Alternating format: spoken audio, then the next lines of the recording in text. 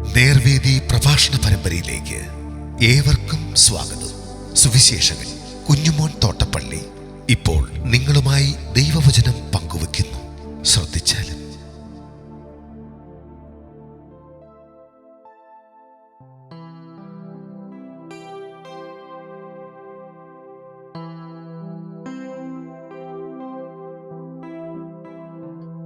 ശുശ്രൂഷിക്കാൻ വന്ന മനുഷ്യപുത്രൻ. ദൈവനാമത്തിന് മഹത്വമുണ്ടാകട്ടെ. മർക്കോസ് എഴുതിയ സുവിശേഷം 10-ാം അധ്യായത്തിന്റെ 41 മുതൽ 45 വരെ ഞാൻ വായിക്കുന്നത് ശ്രദ്ധിച്ചാലും. അതിനുശേഷം 10 പേരും അത് കേട്ടിട്ട് മർക്കോസിനോടും യോഹന്നാനോട് നീരസപ്പെട്ടു തുടങ്ങി. യേശു അവരെ വിളിച്ചു അവരോട്, ജാതികളിൽ അധിപതികളായവർ അവരിൽ കർത്തൃത്വം ചെയ്യുന്നു, അവരിൽ മഹത്തുക്കളായവർ അവരുടെ മേൽ അധികാരം നടത്തുന്നു എന്ന് നിങ്ങൾ അറിയുന്നുവല്ലോ. നിങ്ങളുടെ ഇടയിൽ അങ്ങനെയരുത്. നിങ്ങളിൽ മഹാൻ ആകുവാൻ ഇച്ഛിക്കുന്നവൻ എല്ലാം നിങ്ങളുടെ ശുശ്രൂഷക്കാരനാകണം.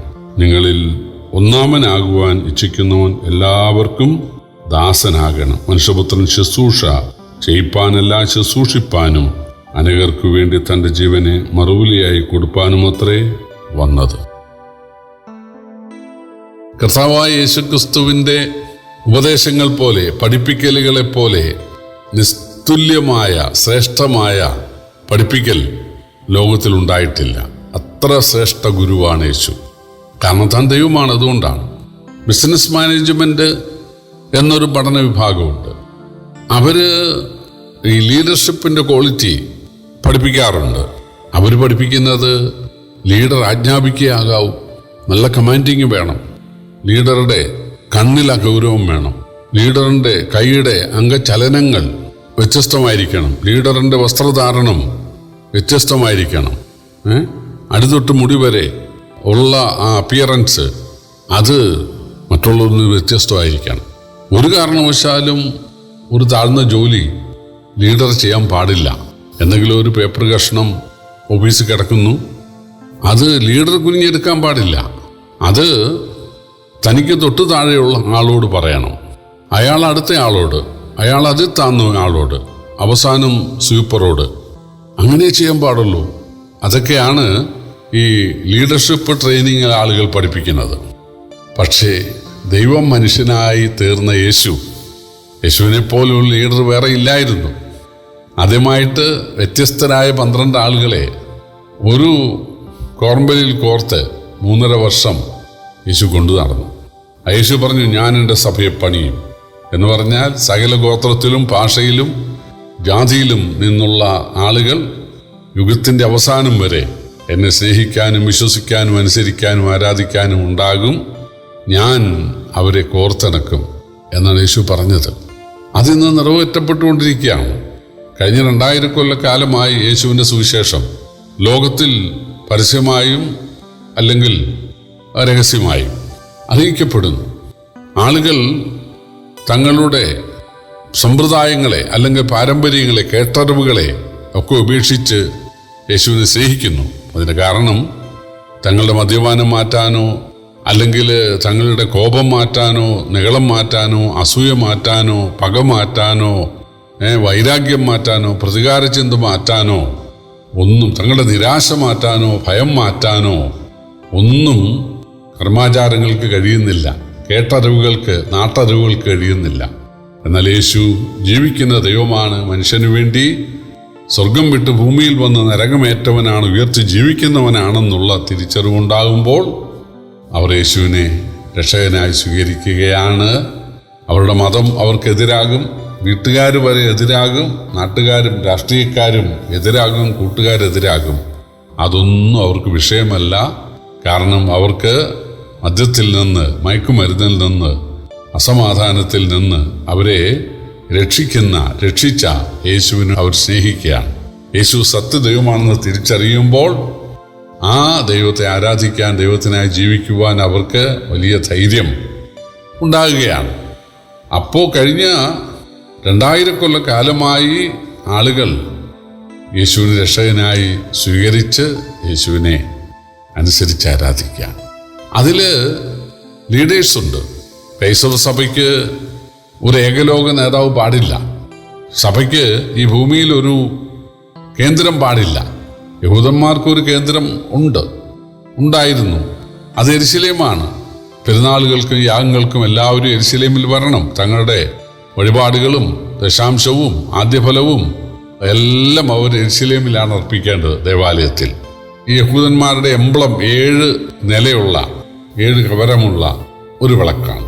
എന്ന് പറഞ്ഞാൽ ലോകത്തിൻ്റെ എല്ലാ രാജ്യത്തു നിന്നും ആളുകൾ യെരുശലേമിൽ വന്ന് വേണം ആരാധിക്കാൻ. മഹാപുരോഹിതനാണ് അതിൻ്റെ ലീഡർ. എന്നാൽ സഭയുടെ മഹാപുരോഹിതൻ സ്വർഗത്തിലാണ്. നാം സ്വീകരിച്ചു പറഞ്ഞ അപ്പോസ്തലനും മഹാപുരോഹിതനുമായ യേശുവിനെ നോക്കുവിൻ എന്നൊരു വാക്യമുണ്ട്. അപ്പോൾ മഹാപുരോഹിതനായ യേശു സ്വർഗത്തിലാണ്. ഈ ഭൂമിയിൽ ഒരു മഹാപുരോഹിതൻ ഇല്ല. സഭയുടെ ഒരു ഏകലോക നേതാവ് പാടില്ല. ഓരോ സഭയും ഓരോ പ്രദേശത്ത് ഒതുങ്ങി നിൽക്കണം. അങ്ങനെയാണ് നമ്മൾ വെളിപ്പാട് പുസ്തകം 2-3 അധ്യായങ്ങളിൽ Ephesus, Smyrna, Pergamos, തുയത്തൈര, Sardis, Philadelphia, ലവോദിക്ക, ഇങ്ങനെ 7 സഭകളെ കാണുന്നുണ്ട്. 7 എന്നുള്ളത് പൂർണ്ണസംഖ്യയാണ്. 7 നിലവിളക്ക് ലോകത്തെമ്പാടുമുള്ള യഹൂദന്മാരെ കാണിക്കുന്നത് പോലെ ലോകത്തെമ്പാടുമുള്ള എക്കാലവുമുള്ള സഭയെയാണ് 7 നിലവിളക്കുകൾ കാണിക്കുന്നത്. ഓരോ സഭയും ഓരോ നിലവിളക്കാണ്. ഓരോ പ്രാദേശിക സഭയും ഓരോ നിലവിളക്കാണ്. ഏതെങ്കിലും ഒരു സഭയുടെ കീഴിൽ ഒരു സഭയില്ല, മീതെയും ഒരു സഭയില്ല. ഏതെങ്കിലും ഒരു സഭയുടെ കീഴിൽ കുറെ സഭകളില്ല, മീതെയുമില്ല. എല്ലാ സഭയുടെയും മഹാപുരോഹിതൻ സ്വർഗത്തിലാണ്. ഓരോ പ്രാദേശിക സഭയുടെയും ഓരോ ഇടവകയുടെയും നേതാവ് സ്വർഗത്തിലാണ്, മഹാപുരോഹിതൻ.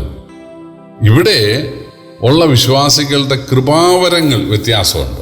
ചിലർക്ക് സുവിശേഷകന്റെ കൃപാവരം, ചിലർക്ക് ഇടയന്റെ കൃപാവരം, ചിലർക്ക് ഉപദേഷ്ടാവിന്റെ കൃപാവരം, വേറെ ചിലർക്ക് സഹായം ചെയ്യാനുള്ള വരം, പരിപാലനവരം, ഇങ്ങനെ ഒക്കെയുള്ള വ്യത്യസ്ത വരങ്ങളുണ്ട്. അപ്പോൾ ഈ കൃപാവരങ്ങളുടെ അടിസ്ഥാനത്തിലാണ് സഭാ പരിപാലനം ഈ കഴിഞ്ഞ 2000 വർഷമായിട്ട് സത്യസഭയിൽ നടന്നുകൊണ്ടിരിക്കുന്നത്. അല്ലാത്ത സംഘടനകളൊക്കെ ഇവിടെ മനുഷ്യനുണ്ടാക്കിയിട്ടുണ്ട് എന്നുള്ളത് ശരിയാണ്. അവർ വളരെ അറിയപ്പെടുന്നവരാണ്, അതും ശരിയാണ്. എന്നാൽ ബൈബിൾ പഠിപ്പിക്കുന്നത് ഇങ്ങനെയാണ്. അപ്പോൾ ബൈബിൾ അനുസരിച്ചുള്ള പ്രാദേശിക സഭയിലെ നേതാക്കൾ എന്താണ് ചെയ്യേണ്ടത്? അവര് നേതാവാണ് എന്ന് പറഞ്ഞ് ഒരു സ്ഥലത്തിരുന്ന് കമാൻഡ് ചെയ്യുകയല്ല വേണ്ടത്. ഒരു സിംഹാസനം ഉണ്ടാക്കി, അല്ലെങ്കിൽ ഒരു ഭദ്രാസനം ഉണ്ടാക്കി, അല്ലെങ്കിൽ ഒരു ഉയർന്ന പീഠമൊക്കെ ഉണ്ടാക്കി അവര് വിശ്വാസികളെ ശാസിക്കുകയും അല്ലെങ്കിൽ അവരെ കമാൻഡ് ചെയ്യുകയും അവരെ കൊണ്ട് ചെയ്യിപ്പിക്കുകയും അനുസരിപ്പിക്കുകയും അല്ല. അവർ മാതൃകയായിട്ട് അവർ ചെയ്യുകയാണ്, ശുശ്രൂഷിക്കുകയാണ്. അതാണ്. അപ്പം ശുശ്രൂഷയുടെ അടിസ്ഥാനത്തിലാണ് നേതാക്കളെ ആളുകൾ തിരിച്ചറിയുന്നത്. ഇപ്പോൾ ആടുകൾ ഇടയൻ്റെ ശബ്ദം കേൾക്കുന്നത് എന്തുകൊണ്ടാണ്? ആ ഇടയനാണ് ഈ ആടുകൾക്ക് തീറ്റ ഒടിച്ചു കൊടുക്കുന്നത്, വെള്ളം കൊടുക്കുന്നത്, അല്ലെ വെള്ളത്തിങ്കിലേക്ക് നടത്തുന്നത്. ആലയെ കൊണ്ടുപോയിട്ട് ആലയ്ക്ക് വെളിയിൽ കാവൽ കിടന്ന് മഴയും മഞ്ഞും വെയിലും ഒക്കെ സഹിക്കുന്നത്, അല്ലെങ്കിൽ ദുഷ്ടജന്തുക്കളിൽ നിന്ന് വിടുവിക്കുന്നത് ഈ ഇടയനാണ്. അതുകൊണ്ടാണ് ആ ഇടയൻ വിളിക്കുമ്പോൾ ആടുകൾ ഓടി വരുന്നത്. ഓരോ ആടിനും ഓരോ പേരുണ്ട്. ശുശ്രൂഷയുടെ അടിസ്ഥാനത്തിലാണ് അവരെ സ്നേഹിക്കുന്നു, കരുതുന്നു. അതിൻ്റെ അടിസ്ഥാനത്തിലാണ് ആടുകൾ ഇടയനെ തിരിച്ചറിയുന്നത്, ഇടയനെ അനുസരിക്കുന്നത്. ഇതായിരിക്കണം ഓരോ പ്രാദേശിക സഭയിലെയും ലീഡേഴ്സിൻ്റെ മാതൃക. അവര് യേശുവിനെ പോലെ ശുശ്രൂഷിക്കണം. യേശു ഒരിക്കൽ ഒരു പെസഹയുടെ ദിവസം പാത്രത്തിൽ വെള്ളമെടുത്തു, തോർത്തെടുത്തു, ശിഷ്യന്മാരുടെ കാലുകളെ കഴുകുകയാണ്. എന്ന് പറഞ്ഞാൽ ഈ ഒരു വിരുന്നിൻ്റെ സമയത്ത് ഒരു വീട്ടിലെ ദാസൻ, അടിമയാണ് ആ വിരുന്നിൽ പങ്കെടുക്കുന്നവരുടെ കാലുകളൊക്കെ കഴുകുന്നത്. യേശുവും 12 ശിഷ്യന്മാരും പെസഹ കഴിക്കാൻ ഒരു വീട്ടിൽ ചെന്നു.